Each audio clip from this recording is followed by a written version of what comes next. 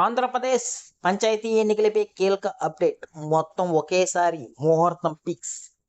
ఈ వీడియోని ఎక్కడ స్కిప్ చేయకుండా పూర్తి వరకు చూడండి. లేకపోతే మీకు పూర్తి సమాచారం అందదు. ఎవరైనా కానీ ఈ వీడియో కొత్తగా చూస్తున్నట్లయితే మా ఛానల్ని సబ్స్క్రైబ్ చేయడం మాత్రం మర్చిపోకండి.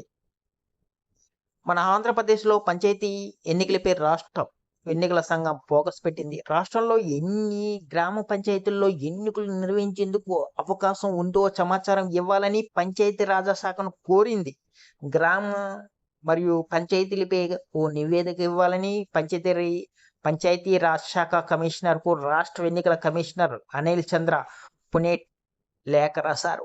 గతంలో 331 గ్రామాలు ఉన్నాయి. పంచాయతీల్లో కోర్టు కేసులు కారణంగా ఎన్నికలు నిర్వహించలేదు. వాటి పరిస్థితి ఏమిటో తెలియజేయాలని ఆదేశించింది.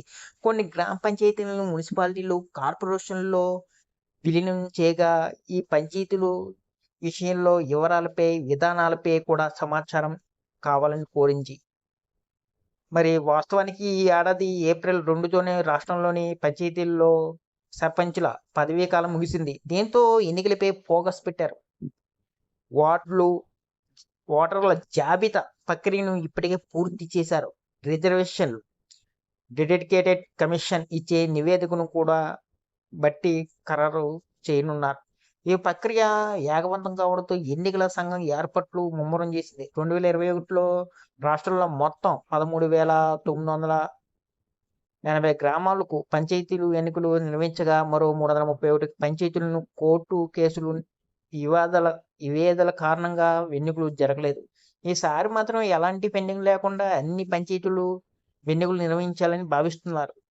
మరి రాష్ట్ర ఎన్నికల కమిషనర్ లేఖ రాయడంతో పంచాయతీ రాజ్ శాఖ కూడా ఈ వివరాలతో నివేదిక రూపొందించే పనిలో ఉందని, కోర్టు కేసులతో కూడా ఆగిపోయిన పంచాయతీల్లో 51 చోట్ల ఎన్నికలు నిర్వహించవచ్చని ప్రాథమికంగా అంచనాకు వచ్చినట్లు తెలుస్తుంది. మరో 280 పంచాయతీలు కేసులు ఇంకా పెండింగ్లో ఉన్నాయని చెబుతున్నారు. మరి మున్సిపాలిటీలు, కార్పొరేషన్లతో విలీనమైన పంచాయతీలకు సంబంధించి వివరాలను కూడా పరిశీలిస్తున్నట్టుగా సమాచారం.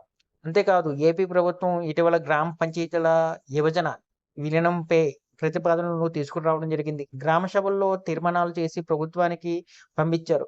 పంచాయతీలు విభజనపై కూడా ఎక్కువ తీర్మానాలు వచ్చాయి. విలీనం ప్రతిపాదనలు తక్కువగానే ఉన్నాయి. ఇంకా జనాభా లెక్కల కారణంగా ఈ ప్రతిపాదనలన్నీ ఒక పక్కన పెట్టారు. ఏపీ ప్రభుత్వం వీటిపై నిర్ణయం తీసుకోవాల్సింది ఉంది.